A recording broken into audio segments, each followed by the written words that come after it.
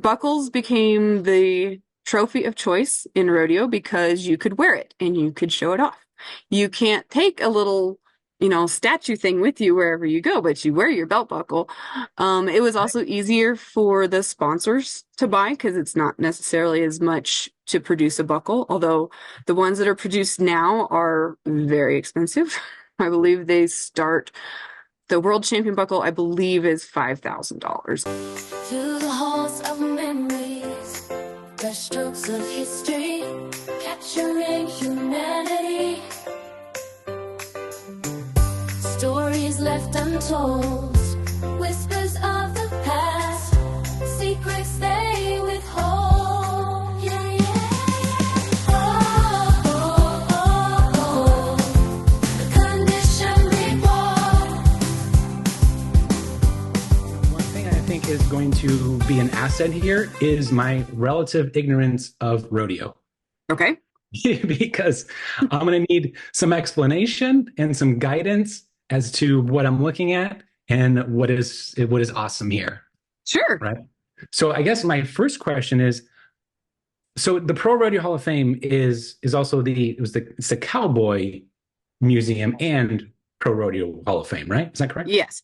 Our official title is the Pro Rodeo Hall of Fame and Museum of the American Cowboy.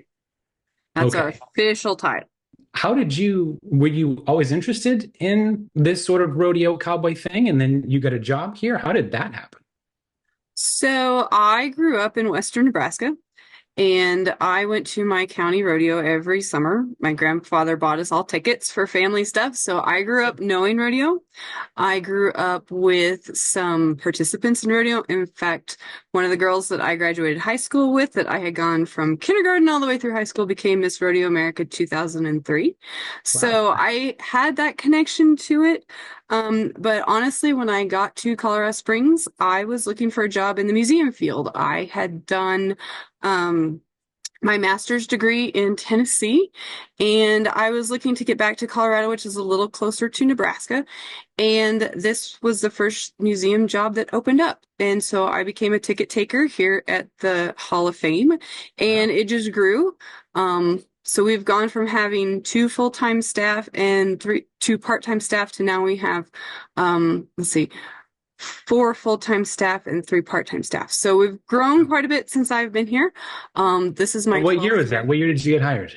I started in 2012. So this is my 12th year here. So, yeah. It's been fun time. And I've grown from being just the ticket taker to now I'm the exhibits and collections coordinator, which is just a fancy way to say curator. But I also take care of all of our education programming as well. So they figured, since I know the most about the stuff, that I would be the best to teach about the stuff. So yeah, I mean, that's a great concept here. How did you go? Is that how you went from a ticket taker to basically the curator? Was you had an interest in the exhibits? Is that how it happened? It was an interest in museum studies, and honestly, too, when I first started, they knew I had a master's degree in history. They knew I liked library stuff and all that, so they asked if I wanted to, on a part-time basis, organize the library. And library is a loose term because it's basically a storage space with a bunch of books. So I came in and said, sure, absolutely, that would be great. So to get a few more hours, since I was part-time, I'd come in and organize some stuff. I spent many hours at the front desk organizing slides. So that's been fun. Yeah. I still have many slides to go, but we're closer than we were.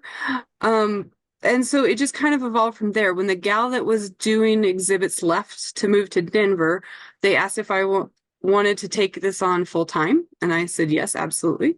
So that's how it kind of morphed into the job that I have now. Wow. So you don't have a family connection? Like you don't have like an uncle that was a rodeo guy or anything like that? No? No, nothing like that. Like I said, I understood rodeo. I knew what it was about. Like I said, grew up watching it. I probably know more about our past inductees, like from the 50s and 60s, than I know about our current Cowboys, because that's where I spend most of my time.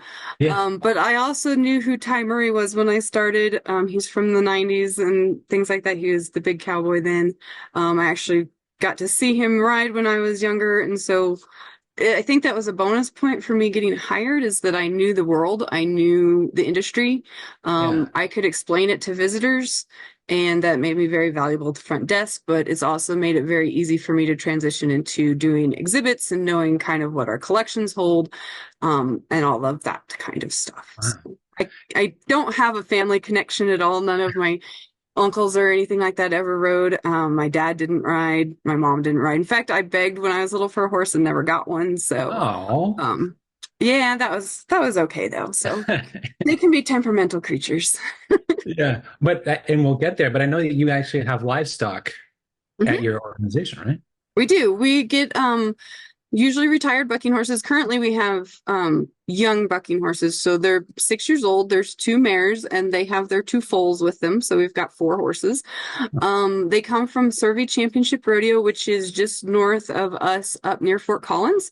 And so they come and spend usually about Memorial Day to Labor Day with us.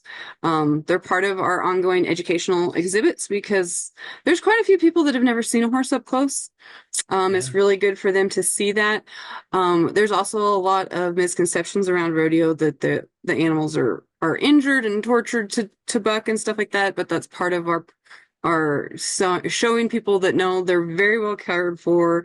They're not wild. They're just unbroken. So that's their natural instinct. They'll let us get really close to them. This year's actually really enjoy being scratched and eating cookies out of our hands. So if you have an abused animal, they're not going to do that. So that's part of our education program. And we really try and dispel some of those myths that have permeated rodeo for a while. So.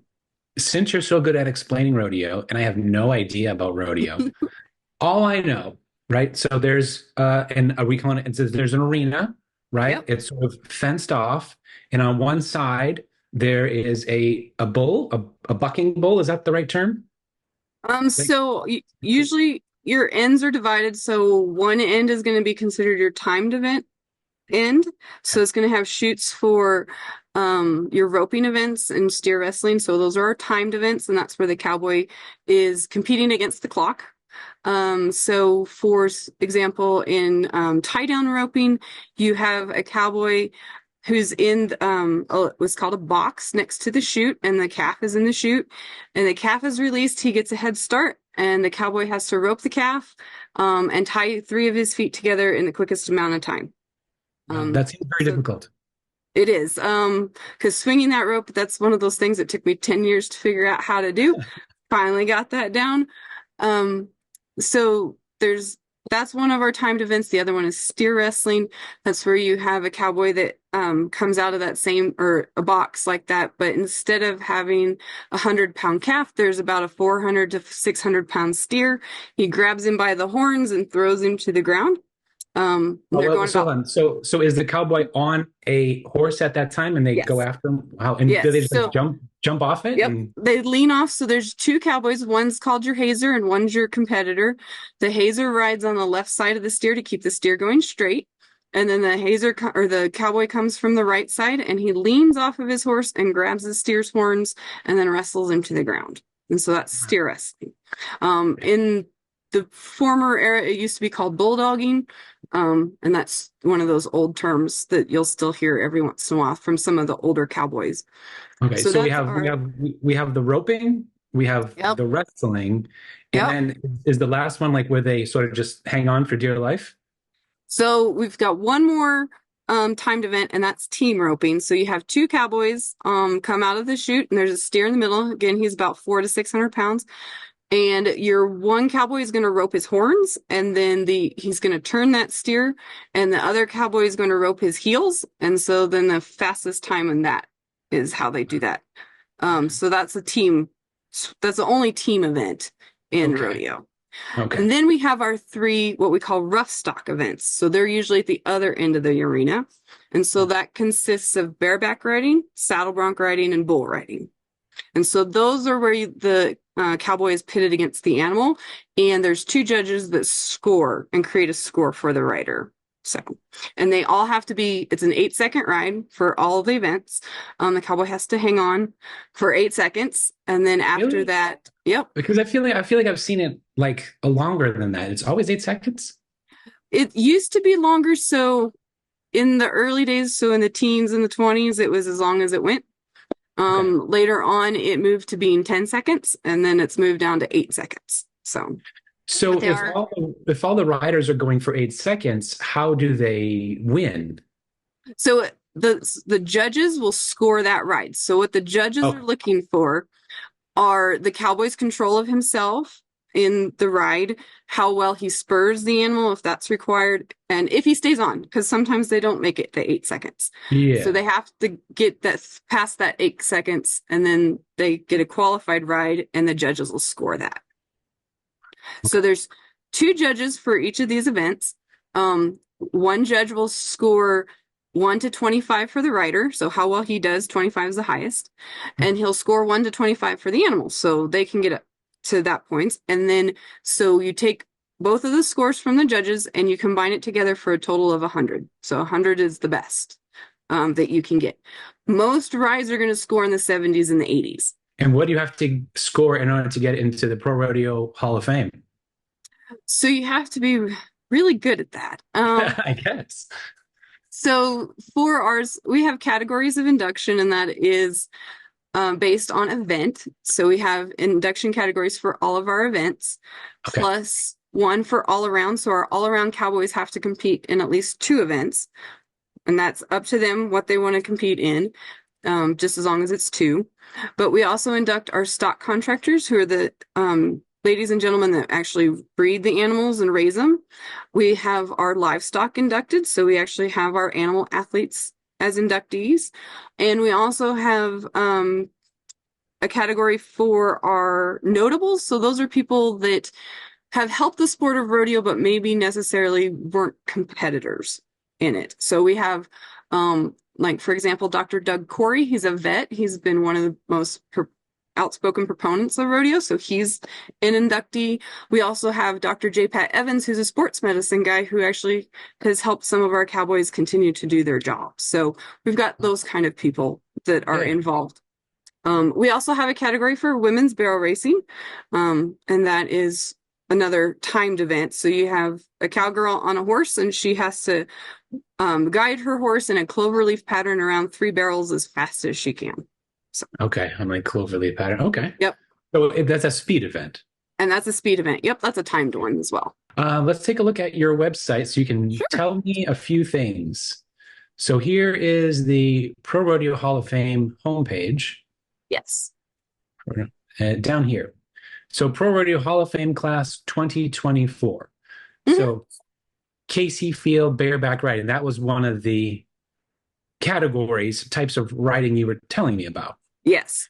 And then Yeah. bull riding and team roping, contract personnel. So how did you guys do this every year? Yes, we do. We induct between 6 and 12 members every year.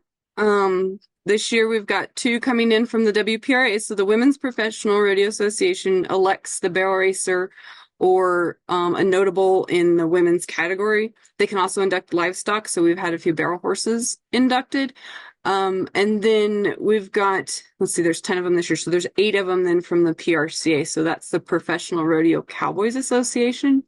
And I didn't talk about the contract personnel section. That is our section for clowns, announcers, secretaries, timers, anybody who's paid to be at the rodeo. So rodeo is still one of those very interesting sports where you don't get paid unless you win. So there's no guaranteed check.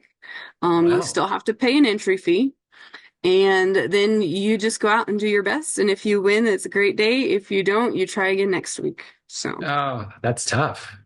it is a very tough competitive sport. So And is there a lot of people that this is their sole source of income? there are a few, not as many as you would think. So if you really want to get into the weeds on it, there are Sure. what's called circuits. The US is divided into circuits, and so certain cowboys can just stay within their circuit, and those are usually the guys that work a weekday job and then they go out on the evenings and they'll go to their local rodeo or one that's a couple hours away. They'll stay within their circuit. Then you've got that top tier that will travel all around the country and do it full time. the majority of the cowboys are part-time. So, Yeah, I'd imagine it's hard knowing that what you just said, that you don't get paid unless you win. It's got to be very mhm, hard to make this your sole source of income because you never know. right. And I also see on your website that people nominate people Mhm. to be here. Okay, so Yes. how does that work? Can anyone just write in? Yep. Anybody can write in. We have a standard form, so we'd like you to fill out the form. And then that form goes before our committee. To be considered for the class of 2025, you would have to have your nomination form in by January 31st of 2025. Okay. Then our committee gets together. I believe there's 9 members on the committee, and they get together with their giant book of nominees and they go through it, and then we get a class out of that. That seems like a lot of work. It is. Yeah, I guess. Let's take a look at exhibits. So here's your exhibit page. We have Founders Hall. So is this founders of rodeo in general or founders of the Pro Rodeo Hall of Fame? These are founders from the Pro Rodeo Hall of Fame. So Okay. these members that are here recognize their made major contributions to the building of the hall in 1978 and 79. So that's when we had our groundbreaking in 1978 and then opened in August of 79. So these, I think there's 9 statues in the front hall, were major financial backers for that building. So actually, well, I don't want to skip ahead. I want to say because you're having your 45th anniversary Yes, this year, and that's when it this started. August. Yep. Yeah. But let's take a look, and I thought this was pretty interesting too. Go back here. You have a sculpture garden outside.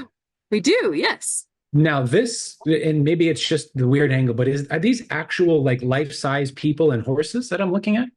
So no. That looks like This one here is probably 3/4. This one's actually very tiny. This is a monumental size, so he's actually about 15 feet tall, something like that. Wow. He's quite large.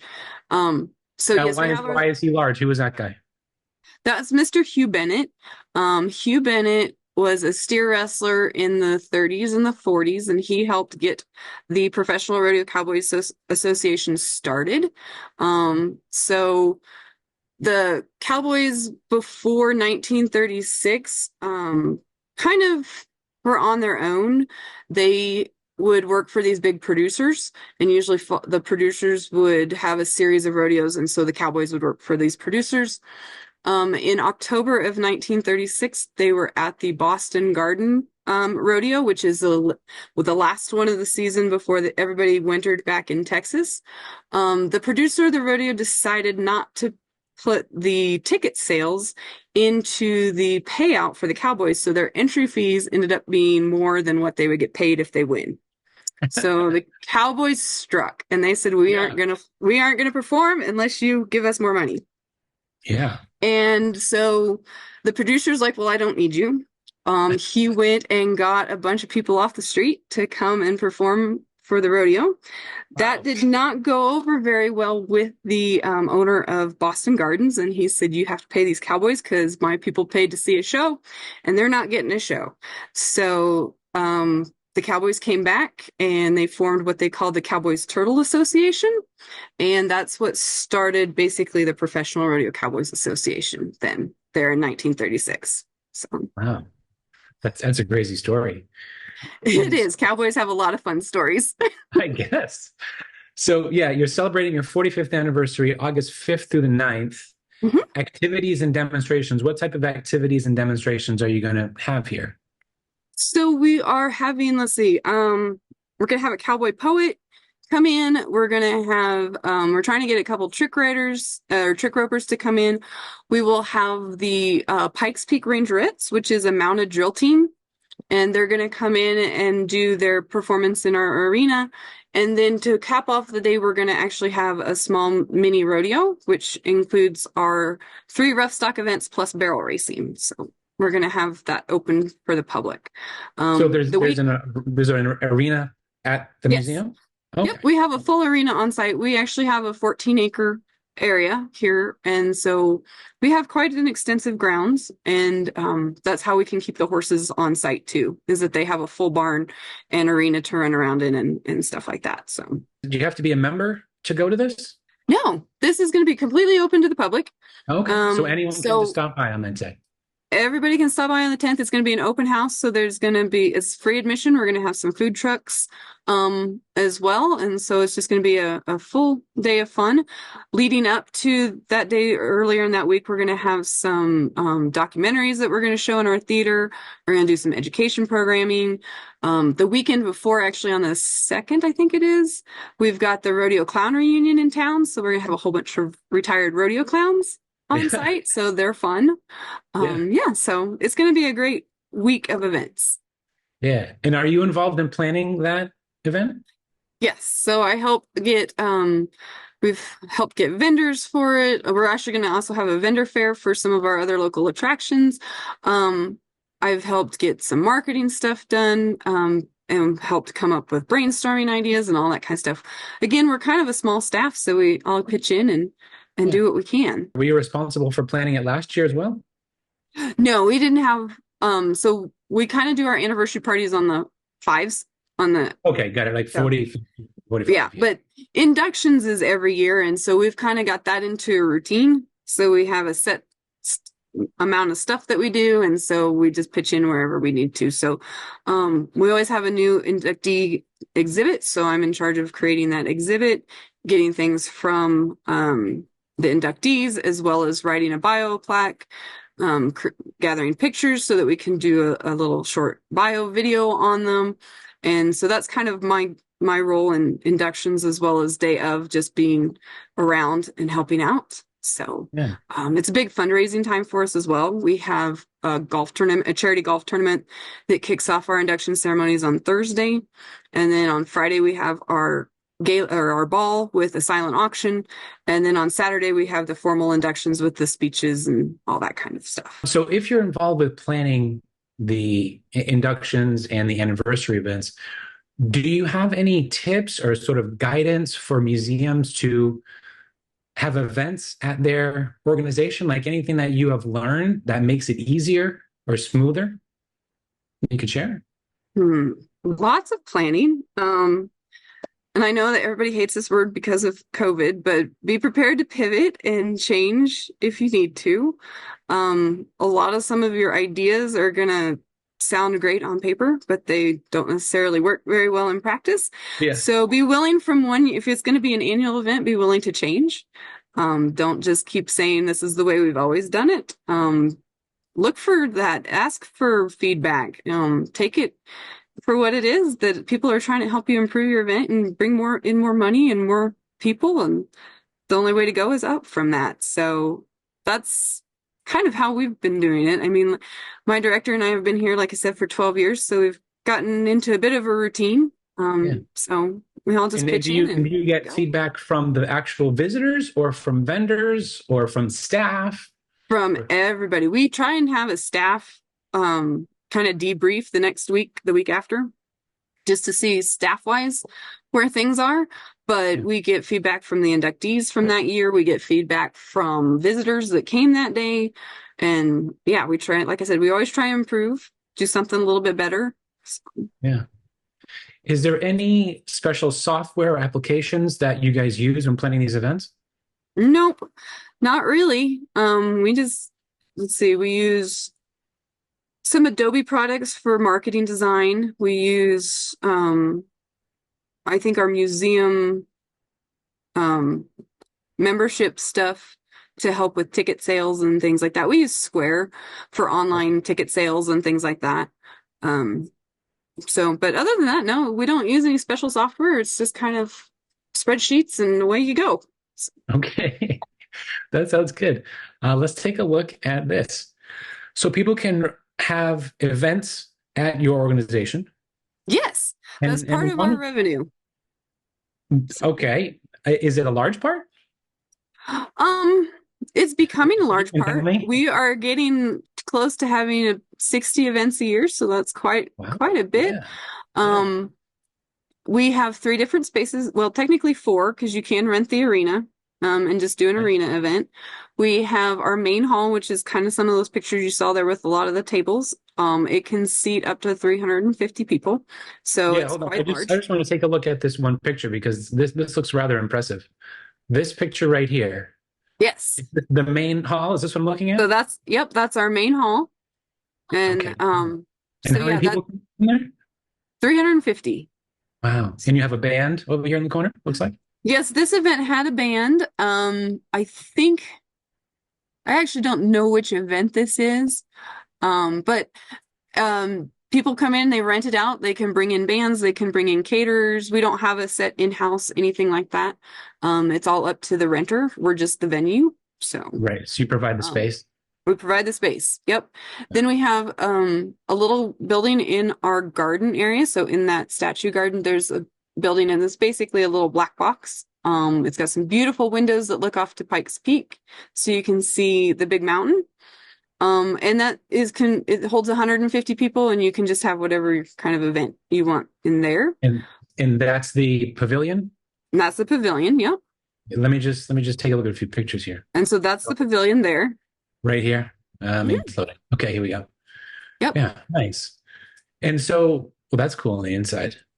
Yeah. Like I And said, so, it's just basically a black box. yeah, right. And people bring in everything. Yep. Tables, chairs, food. Well, we do have tables and chairs. We do. Okay. Um, so we can set those for you, but we only have a certain number. So if you go over our number, then you have to rent them from somewhere else. Because we only have a limited amount of space for storage, so that's kind of what limits us.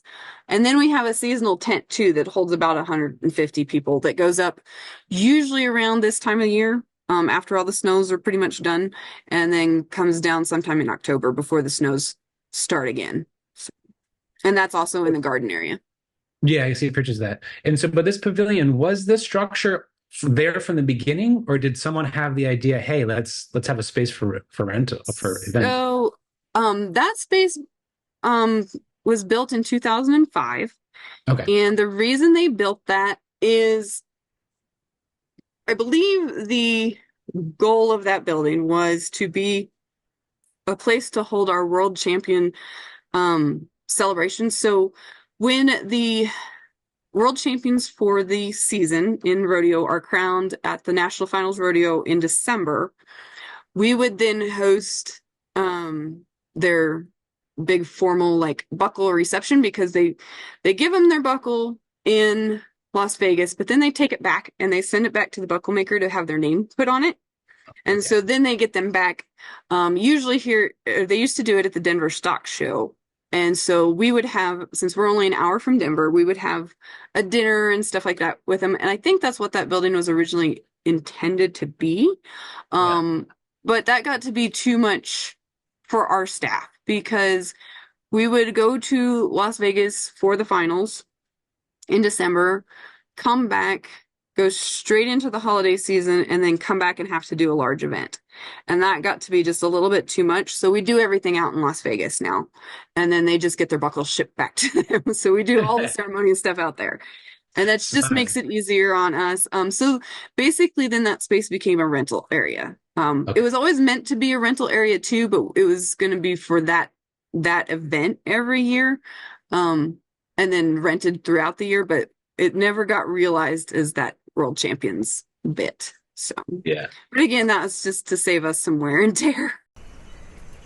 When your exhibits are outdoors and there is no electricity and no wall labels, how can you help guests explore those exhibits? The 42 Kites premium devices work great in sun-drenched meadows, rain-soaked trails, and snow-covered landscapes. They work anywhere you want them to. Only at 42kites.com. And then you also have, and I'm sure I'm going to say this wrong, Prefert? What Mhm. is Prefert? What does that mean? I'm not familiar with that word. Yeah. Preferred is the company name that makes arena panels. And so they're the ones that make all of those panels on the side. They make the bucking chutes, they make the roping chutes. They make all sorts of farm equipment and stuff like that for ranchers and things like that. So they're just a really big sponsor, and they're kind of like the best of what they do arena panel wise. So Oh, really? they're one of they're one of our very good sponsors, and I'm pretty sure they donated all those panels to us when we built the arena, and have we have a rep actually. She comes out for the Cowboy Ball just about every year. She kind of does a quick little inspection, and the next thing you know, we get new panels.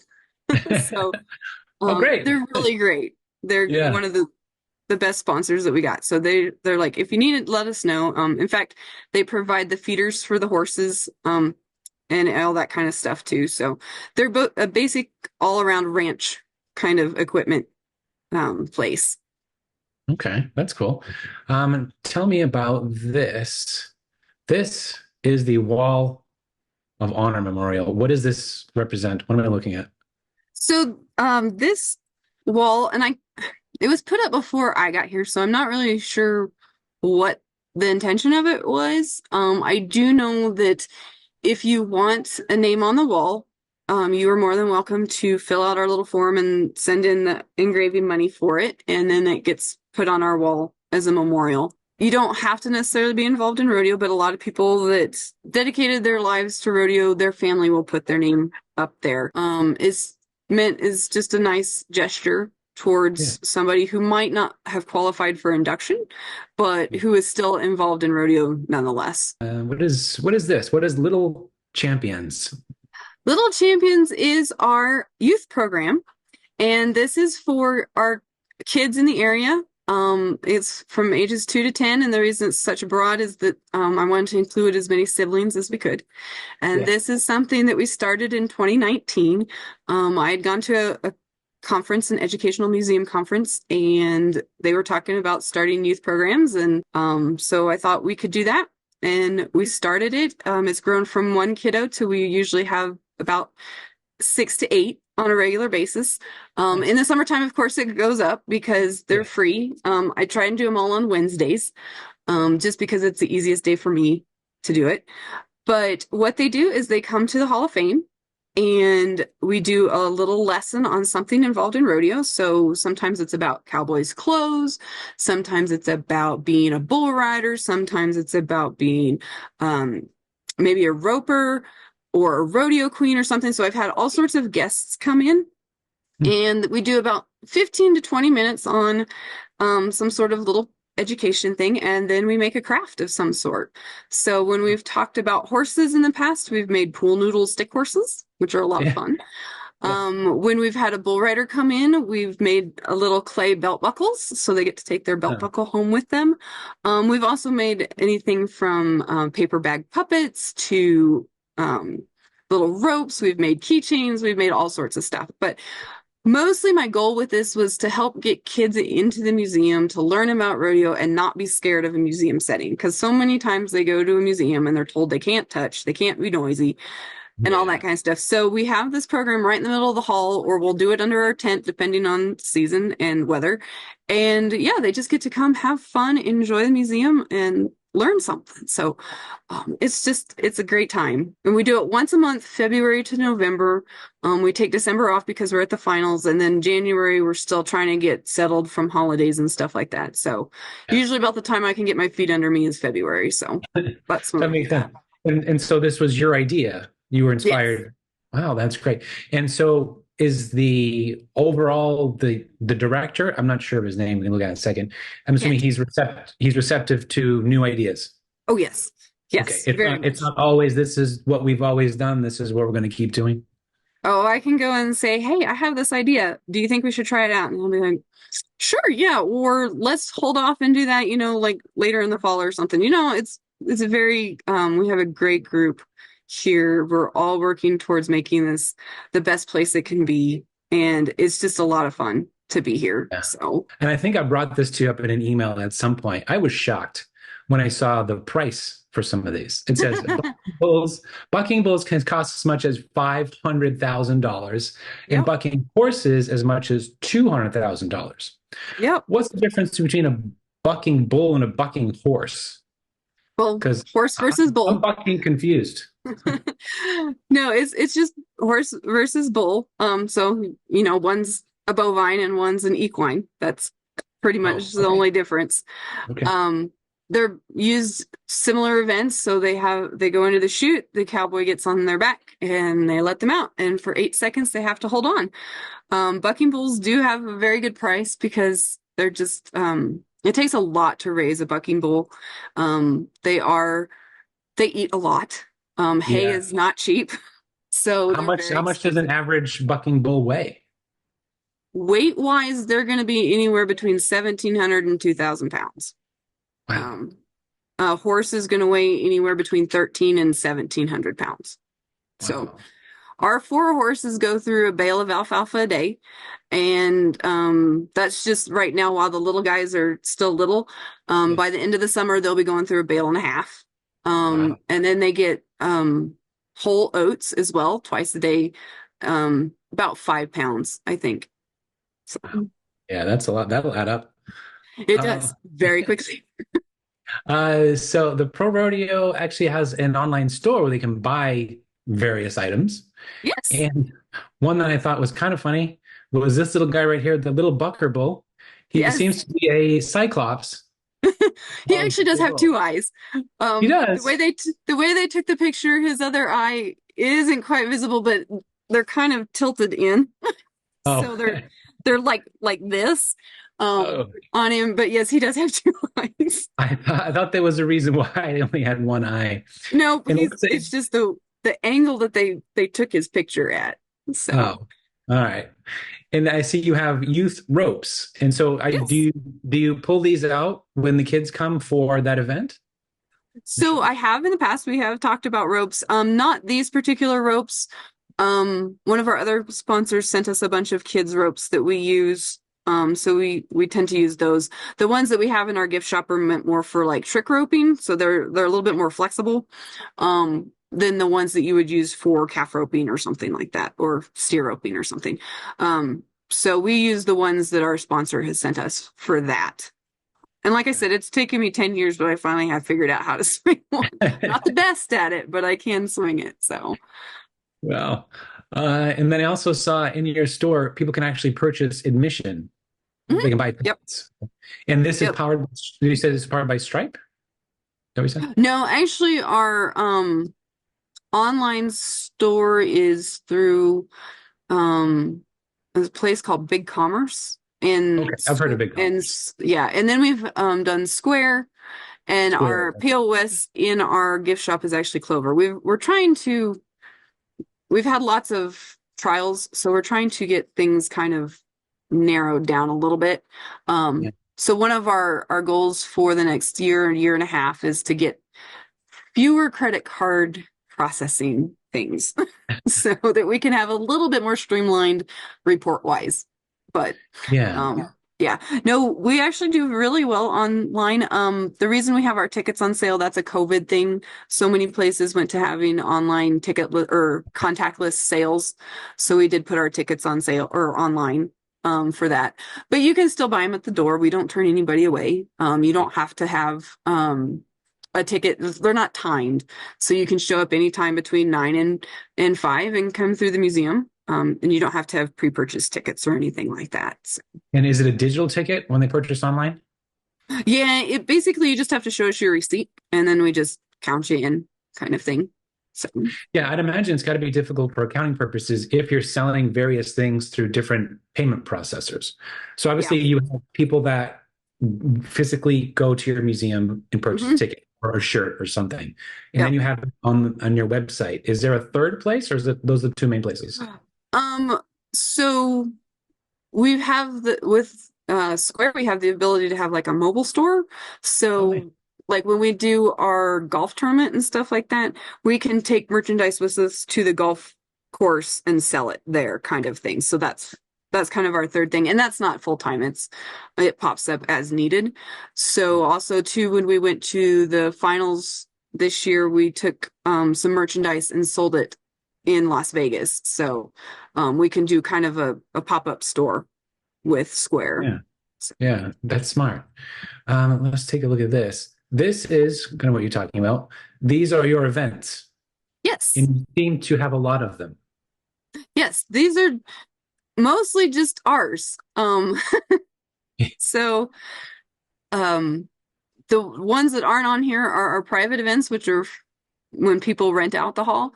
So these are Sure. just our events that we are in charge of running Yeah, and it in seems like a charge of. lot of planning with all these events in process. Yes, it's so our two major times are our inductions, so that's July, and then our the finals. So in Las Vegas, we also do a major set of fundraising. We have a golf tournament out there as well as a gala. Um, and then we also run what's called the Gold Card Room. And when you've been a rodeo member for, I think it's 35 years, you get what's called your gold card. So basically, these are our um, old timers and our alumni kind of thing. So we run a room there at the finals, and it's basically a place where they can come have dinner, catch up with some old friends and stuff like that. But we do some fundraising and stuff in there as well. So Vegas is one of our fundraising times as well. And we have the last 2 years added a spring sports fundraiser. So we are part of the International Sports Heritage Association, which is an organization of sports heritage institutions, anywhere from the Fly Fishing Museum to the 49ers Hall of Fame Wow. are members of this organization. And we decided that we needed another fundraiser, but we didn't want to do another golf tournament. So we invited a local baseball player named Goose Gossage last year to come in and speak at the hall. And he's always been a fan of Western heritage and stuff. He grew up on a ranch, loves hunting and all that kind of stuff. So he came in and gave a talk. It was a great night. We had a dinner and a live auction and raised some money for the hall. This year we invited Carl Mecklenburg, a Denver Broncos player, to come in and do the same thing. And so that event was just a couple weeks ago. And so now we're gearing up for inductions full time because we are swinging into the summer season and getting ready for our next big event.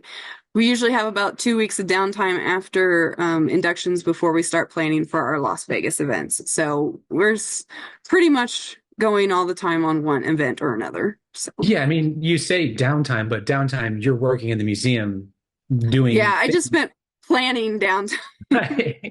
So we don't How have do you- anything at the printer. We don't have any invitations Right. going out. We're not selling any tickets right yet. So yeah, that's what I mean by downtime. But Yeah. other than that, we're still doing cataloging, we're still doing displays, we're still doing social media, we're still working on all of our other chores that we have around the museum. So how do you find time to balance planning future events with current everyday emergencies that are happening in the museum? Good. So thankfully, I don't have to do as much of the planning as my director, and we actually have a full-time events and marketing coordinator or supervisor coordinator. So those two do most of it. I fill in where they need me. And then we also have an assistant programmer who helps wherever she's needed to. So we all kind of pull together and get what's done. So if there's a major emergency with the display, then I can go take care of it because they've got other stuff handled. We all have our roles, but we all are good at filling in where we need to be. So we're all trained to do gift shops. So if somebody calls out sick, any one of us can cover the gift shop or admissions. If somebody calls out for an event that needs to be here to work, we can pretty much all cover our own event. So That's really good. So your staff is trained on multiple areas. I'd imagine that has to decrease like emergencies. Like, oh my God, this person called out, but someone else can just fill in. That's smart. Right. Right. I mean, again, too, it takes a little bit of shifting because maybe what you had planned for that day doesn't get done, but a lot of my projects have been in the works for 45 years. So if they have to wait another couple days, it's not that big of a deal. Yeah. Yeah, no emergency on that. I like how, so like most museums, you have membership, but I like how your members are buckles. Mhm. That's great. And so you have a lifetime buckle and they can be personalized. Yes. So the lifetime buckle, that's kind of a one-time thing. Then you get a personalized belt buckle. It's quite large. It's a pretty good size buckle. But yeah, Hold on, is that a cowboy thing? Like the larger the buckle, the more awesome you are? I don't know. it depends on the rodeo. Really? I think from what I've been able to piece together, rodeo buckles became the trophy of choice in rodeo because you could wear it and you could show it off. You can't take a little statue thing with you wherever you go, but you wear your belt buckle. It was also easier for the sponsors to buy because it's not necessarily as much to produce a buckle, although the ones that are produced now are very expensive. I believe the world champion buckle, I believe, is $5,000, I think. And that might be Yeah. the low side For a but buckle. for a buckle. Wow. So around the 40s, they became the popular trophy of choice. And so they've just become ingrained in the sport of rodeo. The committees for each of the rodeos will design their own, and usually they keep it the same. It just changes the year on it. And so there's kind of some bragging rights as to whether or not you've won a Salinas buckle or a Pendleton buckle or whatever. So there are bragging rights that come with certain buckles. So we Oh. just kind of carried the theme through with our membership. Yeah, no, that's smart. Yeah, I mean, it's tailored to the theme of your museum. That's Mhm. really good. And I obviously I know nothing about cowboy culture and all that, but I heard a slogan or read it on the internet, I think. And I guess this is something that cowboy people say when someone is just sort of talking a lot, talking in their mouth and doesn't really have anything to back it up, and that is he's all hat and no cattle. Is that real? Yeah, I've also heard it all hat and no horse. So, Okay. but yeah, So, that's so pretty much what that means. So, in yeah, fact, we have a book in our gift shop called All Hat and No Horse. So, there we go. Okay, so the internet didn't lie on that one. no. No, okay. Let's take a look. This is a cool video of your Facebook page.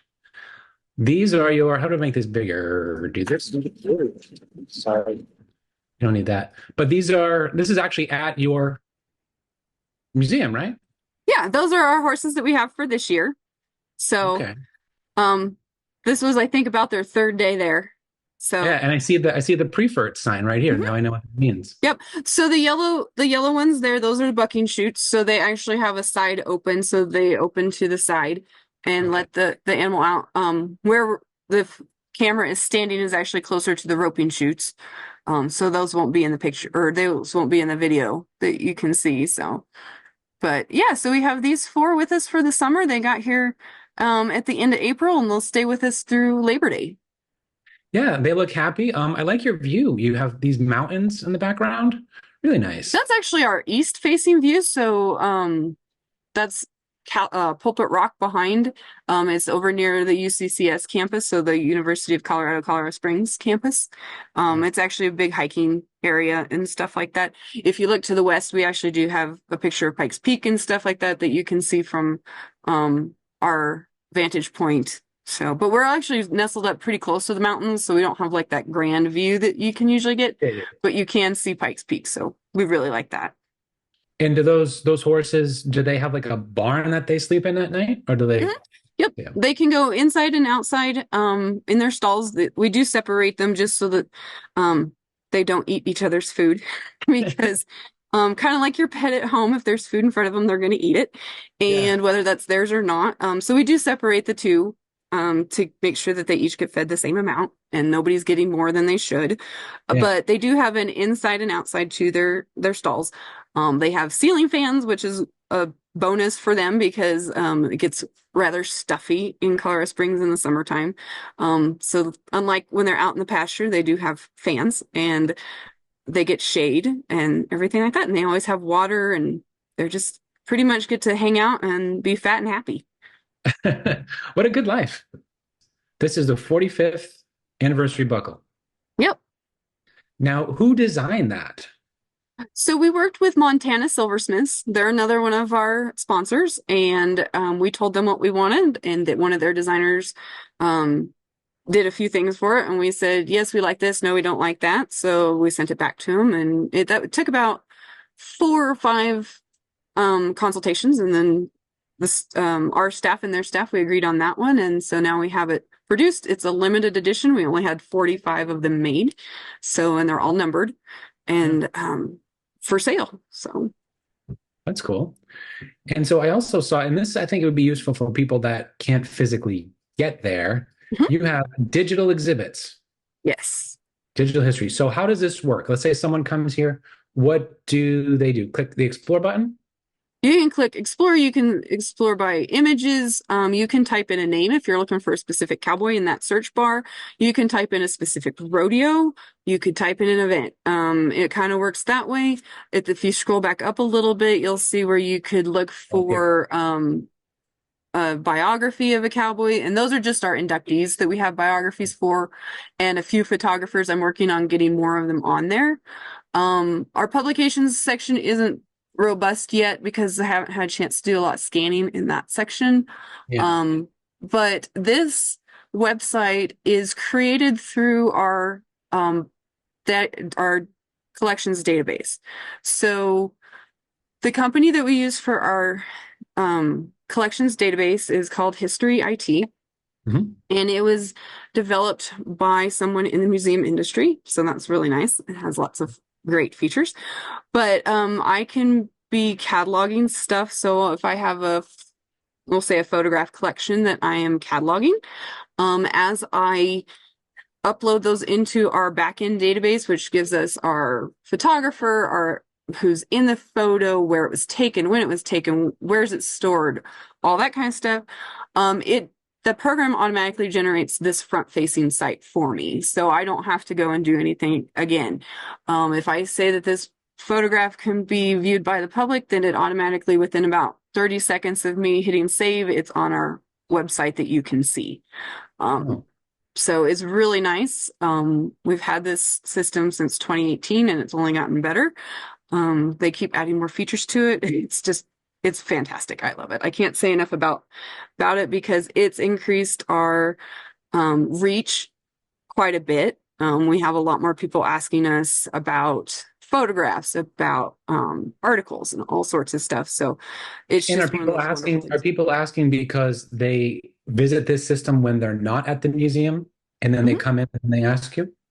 Yeah, some of them most of them come in through email or through phone calls, but they'll be like, "Hey, I saw on your digital database you have this picture of, we'll say, war paint, big horse. And I was wondering if I could get that for my article that I'm writing about war paint."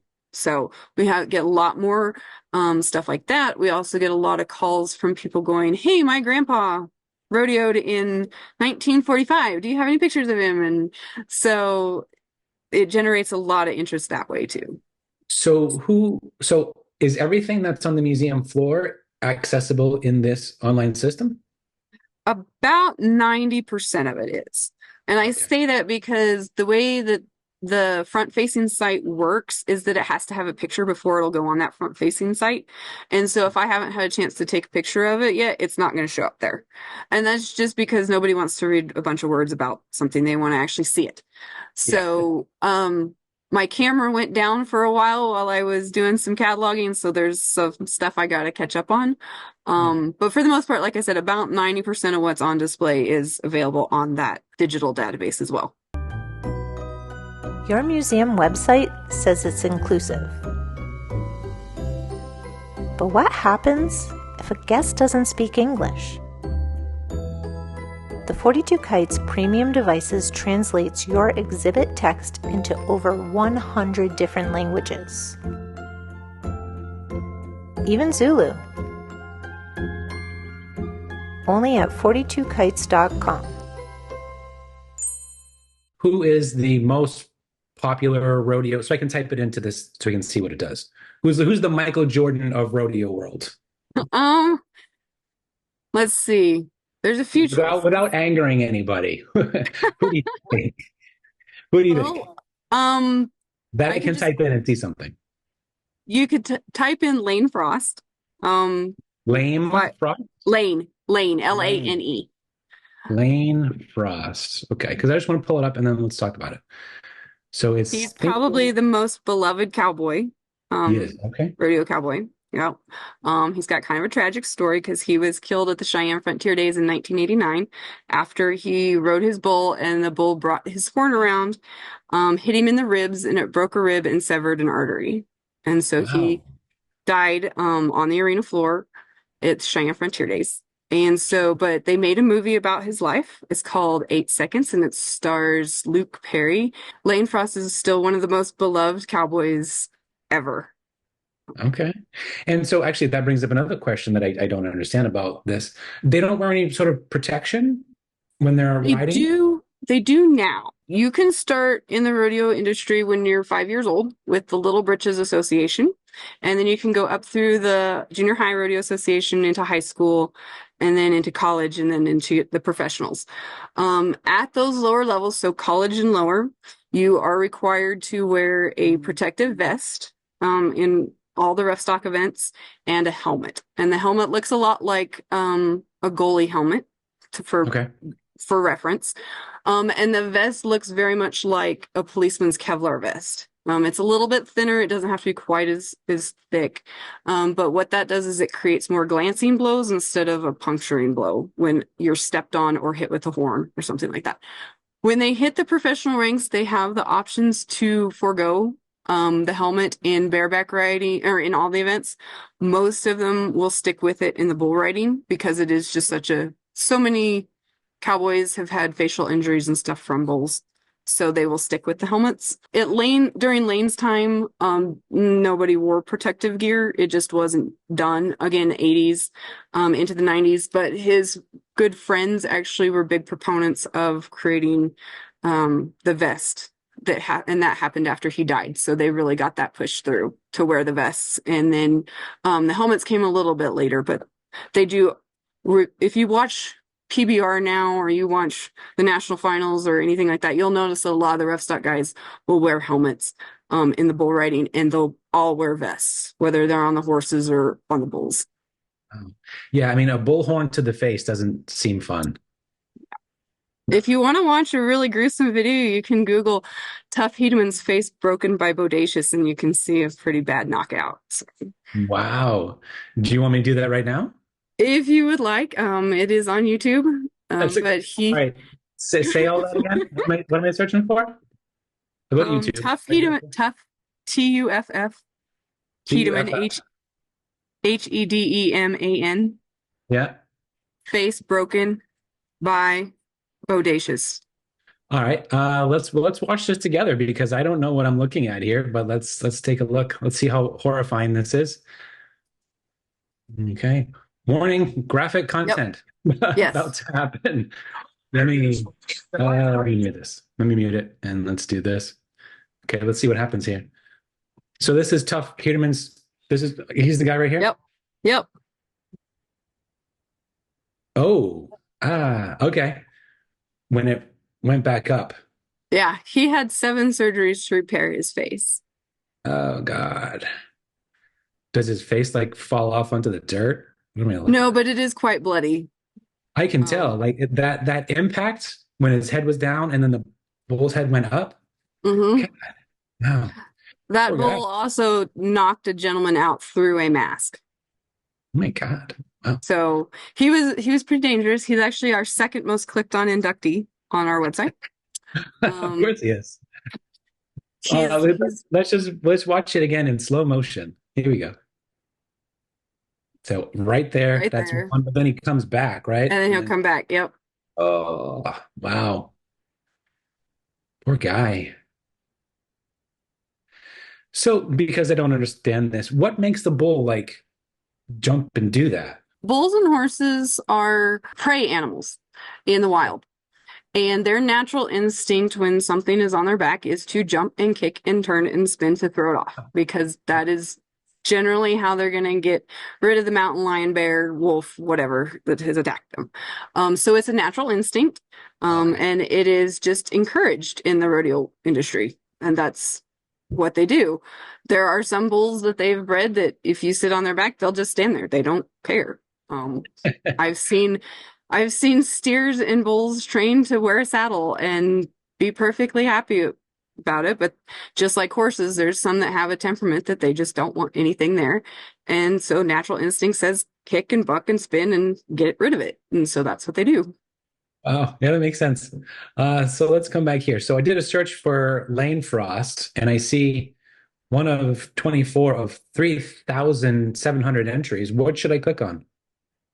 That's up to you, but if you want to click on the photo that's that second one there on the left, This right here? the go down and This one right? that one there. Yep. Yeah. Let's look at this. So I click on this.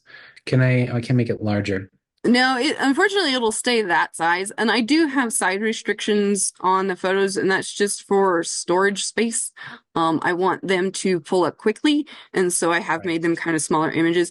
If you call me, I can get you full size images and everything like that.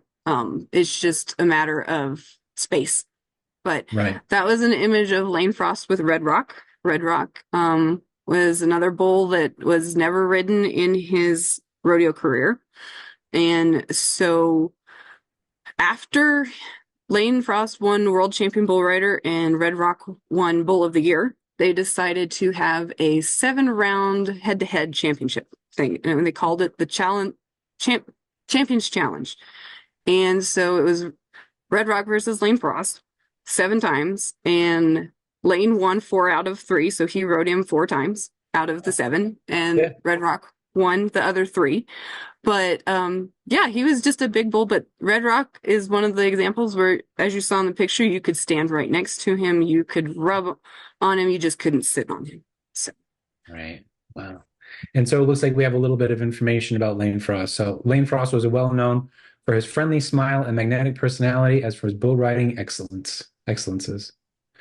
Frost credited his father Clyde and his friend and mentor, the late Fred Freckles Brown, with teaching him to ride bulls.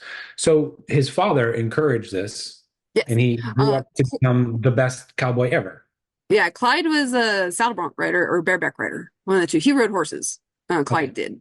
And so Lane grew up around rodeo because his dad went to rodeo, so he went too, but he preferred bull riding. And Clyde's like, I never did like the bulls, but Lane did and became a world champion cowboy. So rodeo is very much a family-oriented sport. You will find fathers and sons and uncles and aunts and I mean, just lots and lots of family members. We have, I believe it's 7 sets of brothers that are inducted. We have 5 husband and wife pairs that are inducted, 3 or 4 father and son pairs, and then 1 mother and father pair that's inducted. So you're celebrating your 45th anniversary. I know that you've been there for, you said 12 years, but what do you think has kept the Pro Rodeo Hall of Fame active and alive and growing all these years? Like what's so special about it, in your opinion? We are the only sports heritage site dedicated to the sport of professional rodeo. There are other halls of fame that have rodeo cowboys inducted or are rodeo halls of fame, but they tend to be focused on an event. So like the Cheyenne Frontier Days Hall of Fame or the Red Bluff Rodeo Hall of Fame or the Texas Cowboy Hall of Fame. We're the only heritage site specifically for professional rodeo. We have a lot of very loyal fans. And again, too, since rodeo comes from a ranching lifestyle, there's people that are still active in this kind of lifestyle. They've grown up with these people. They know these names. They love coming to see their stuff. It's just one of those places that everybody likes. And I mean, nostalgia does play a part in it because Western heritage is shrinking a little bit, and it's still one of those things that's cool to harken back to. And you see cowboys and horses, and every little girl wanted a horse when she was growing up, pretty much. And, you know, I don't know too many little boys that didn't at least try and play cowboys and Indians or, you know, cops and robbers. It's the same thing. So there's a lot of that. And it's just one of those neat places to see. We get lots of compliments saying we didn't realize how much was involved in this. We get lots and lots of people saying, hey, I've driven past you on the highway for years and I finally stopped in. This is a great museum, great space. So it's just one of those things that we're kind of a little bit of a hidden gem. But we are right on the highway. We are smack dab off I-25, so you really can't miss us. But when people come to Colorado Springs, they're here for military stuff because the Air Force Academy is 2 exits north of us. We've got the Olympic Museum that's 3 exits to the south of us. So we're here in kind of a cool place, and we just fit in with our community. And again, too, we've really worked hard, particularly in the last 5 years, to grow our community involvement. So with the Little Champions program, getting those local kids in, we've partnered with the Pikes Peak Library District. We've partnered with our local farm team baseball stadium and do a lot of stuff with them and just reach out to other museums in the area. And so it's been great. We're trying to get more of that community involvement because we really don't have a whole lot of problems getting people to stop off I-25. We have a lot of more problems getting people from 3 blocks away to come visit us. So Yeah, that, from talking to other people in the museum world, those are two ways that I hear a lot of the museums market themselves is being involved in the local community and events. Would you say that that's true for the Pro Rodeo Hall of Fame? Yep. Yep. What we actually just had, let's see, it was on the 17th. We're part of the Pikes Peak Attractions Association because that's one of our best marketing places, and we can partner with some of the other attractions here in town. And we had the big summer kickoff party here. We had the zoo bring in, let's see, I think they had a couple snakes, and the tortoise were running around our gardens. We had the local falconry team here that had an owl and I think a raptor, a bird here. And we had the Cripple Creek, which is just up in the mountains from us. They brought their donkeys down. And so we had a great kickoff party. So it's been a lot of fun getting involved in the community stuff. If a guest goes to Pro Rodeo Hall of Fame, do they get a discount at like another cultural organization in the area, that type of thing? Kind of through the Pikes Peak Attractions Association, they can buy a little like Pikes Peak Regional Pass. Okay. And so for a set amount of money, they get entrance into our museum. They can go to Cave of the Winds. They can go to Pikes Peak. They can go to a bunch of our other local attractions. So we have that kind of thing. And also too, one of the neat things that the Pikes Peak Library District did is that if you have a library card through the library, you can actually check out admission to the hall. So you basically go to the library with your library card and say that you want the tickets. And so that day you get to come into the hall for free with your library card, basically. So. Oh, that's great. I love it's so weird to say, but I love my local library. I haven't bought a book in 6 years. Mhm. Any book I want, and it's digital too. I download it right to my phone from the library. I don't have to go to the library. It's really amazing if you like to read, but this one has other things as well, like DVDs, video games, music. But it's amazing to hear that with a library out there, you can actually go to the Pro Rodeo Hall of Fame with a library card.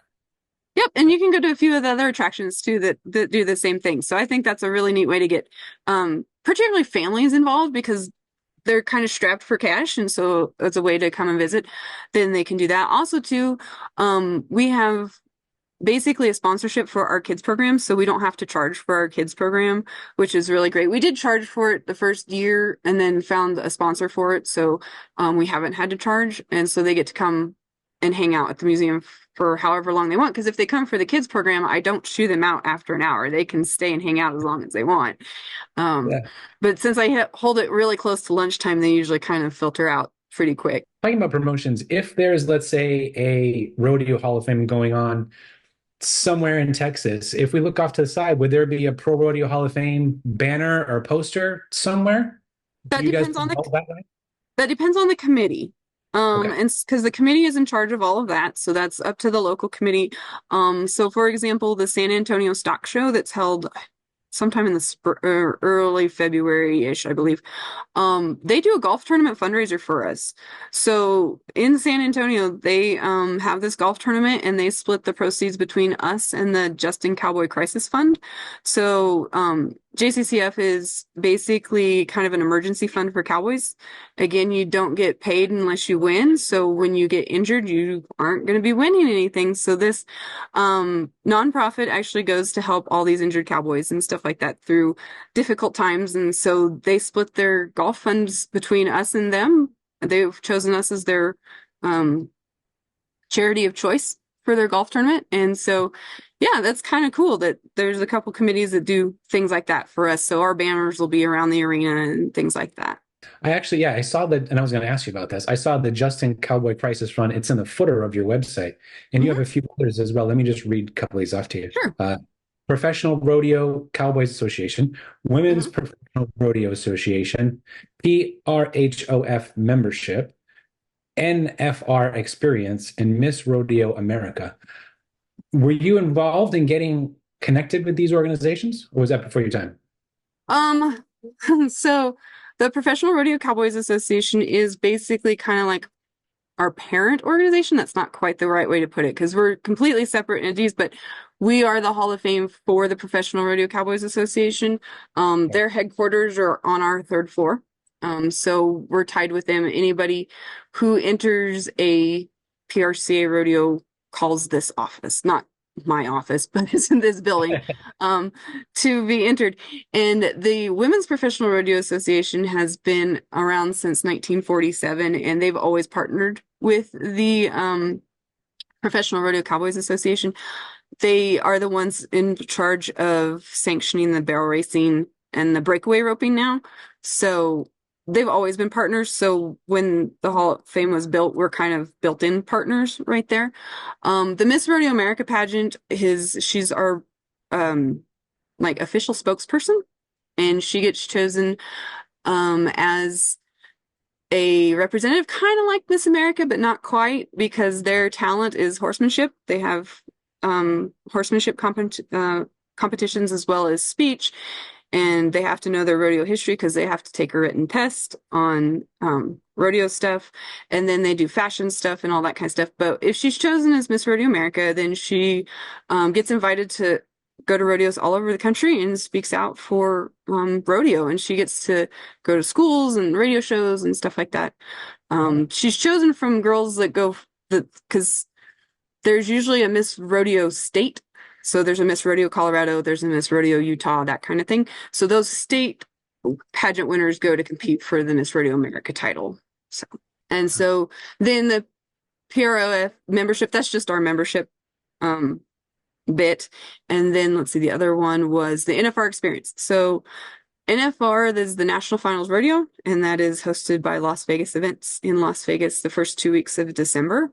And so the NFR Experience is their app, basically. Oh, okay. And so that's kind of how we've gotten in touch with them. We've been partners with LVE since 1985 when the finals moved to Las Vegas from Oklahoma City. And I see it says military trusted business. What does that mean? So Colorado Springs is a military town, and I will say that because we have the Air Force Academy, we have Fort Carson, we have Peterson Air Force Base. Actually, I think it's now Space Force Base, and we have NORAD here, and we also have Schriever Space Force Base, all within El Paso County and our county of Colorado, or our area of Colorado Springs. So we have made sure to be very connected with our military organizations. We offer military discounts both for our rental as well as admissions.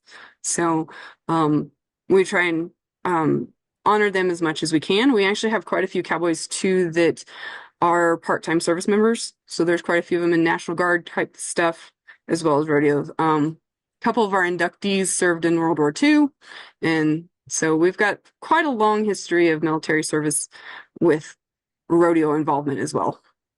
Yeah. In fact, one of our inductees put on rodeos in Japan. So Is rodeo big in Japan?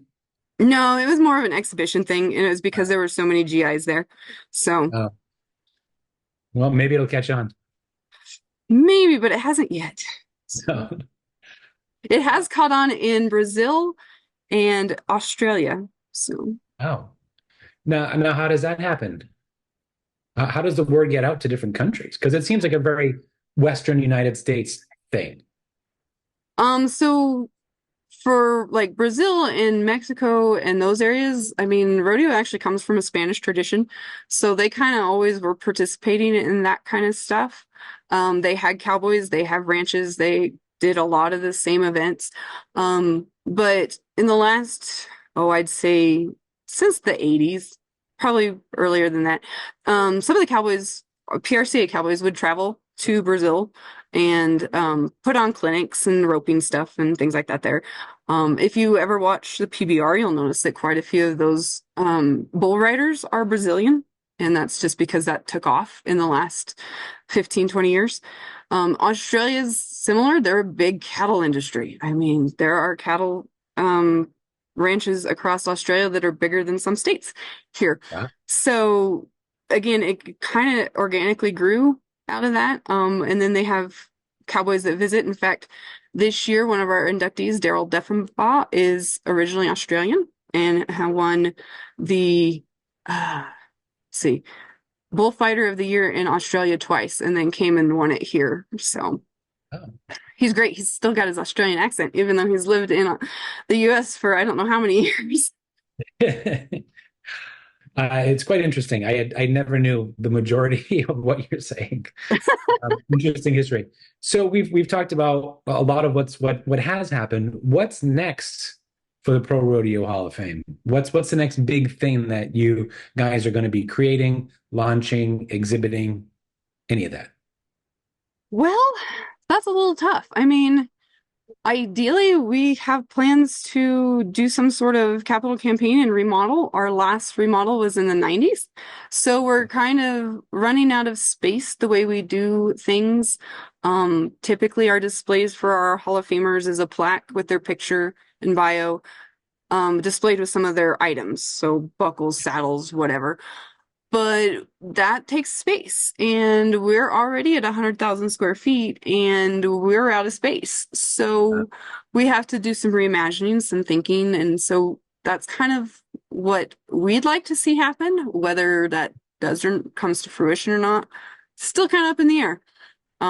We have always talked to about doing some sort of traveling thing. I've talked to a few exhibit designers that can create traveling exhibits that we could take to the national finals or to the high school finals or something like that, just to get more people interested in rodeo and coming to see us and things like that. So those are a couple things. Again, they're not real definite, but they're on my wish list.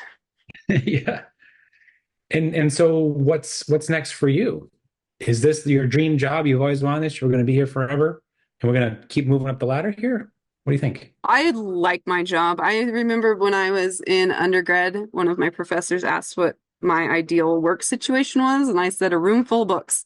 And I have a room full of books, and I have a room full of historic items, and so, I love it. I enjoy my job. I like that I have multiple projects going on. So if one's tedious or I've hit a wall with something, I can keep going and just move on to something else for a little bit and come back.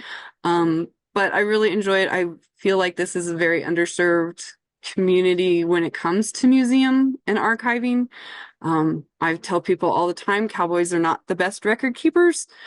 So if you want some results, you're going to have to give me a minute because it's going to take a while to track some things down. So I like it here. I like these people. Like I said, I grew up in Western Nebraska. These are a lot of people I knew growing up. So it's just fun for me. Yeah. Yeah. It's good to see someone who's happy in their job and is so knowledgeable about the subject. So that's great. Well, I've been here for 12 years, so I've absorbed a few things. Yeah. I like to give the tours here. So if somebody asks for a guided tour, I like to give the tours. And a lot of people tell me that too. Then it's like, so much. It's like, well, I've learned a few things. And I mean, I couldn't tell you what I wrote my master's thesis on anymore because I've been here too long. It's all cowboys now. Yeah. Well, good. That's awesome to hear. So is there anything you think we missed? Is there anything we should cover? Are you feeling anything is missing from what we talked about? I can't think of anything. I mean, we kind of hit on all of it. Yeah. I mean, I guess one of the other things too that's kind of cool about our digital database is that I've put a lot of digital media on it. So we went through and have digitized a lot of our old VHS tapes and some old 8mm film. So a lot of that is getting put up there. So if you want to watch like old rodeos from the 90s and stuff like that, some of those are on there. Our old induction photo or videos are on there. All sorts of stuff. So that's one of the things that's really drawing people into is a lot more of this interactive media that's been on there. We also have an oral history program too that we do. So we try and interview our inductees at induction, but if they've been passed, because we only started this program in 2016.